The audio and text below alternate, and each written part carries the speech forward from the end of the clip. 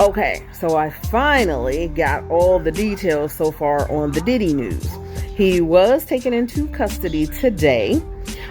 He appeared in court for the first time, and he was specifically charged with schmex trafficking, racketeering, conspiracy, and transportation of ladies of the night, shall we say. I'm not sure if I can use certain words here on the tickety talks, but y'all know what I'm saying. Well, he appeared in court, and bail was set at $50 million. And of course, he says, now, of course, they take into consideration in a bail hearing, your flight risk and, things like that. Well, the man owns a private jet. So, of course, his lawyers were arguing that, okay, well, he'll sell his private jet. He will surrender his passport so you don't have to worry about him running. Well, the court didn't buy it. They denied his bail. So he now remains in custody. So for all these years, he has gotten away with it.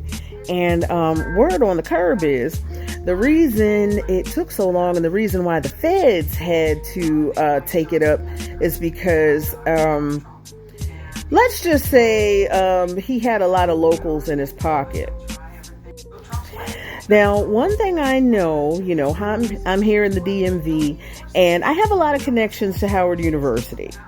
I personally didn't go there or work there, but I have friends and family members who have either gone to school there or worked there or both. And one thing we know, especially back in the 90s, Diddy spent a lot of time up at Howard. Now, I know this because back in the 90s, I was working in radio, and we would do a lot of events with Howard University. So, we would hear things. I didn't know him. Like our paths never exactly crossed, but when you know, and there are people who did cross paths with him and did know a lot of things, even back then. Now, I can't really go into a whole lot of detail, but let's just say anybody who was anywhere near those circles back in the 90s are not at all surprised at how this has gone down. A lot of the things that are coming out now were very much known back then. But again, he had the money and the influence to, pay enough folks to keep the stories hush-hush. But everything comes to an end. You can have the money and you can have the power. It will only get you so far. At some point, life will catch up with you. And if nothing else, we learned back in January, Cat Williams kicked in the door, and 2024 has been 2024 all over folks ever since.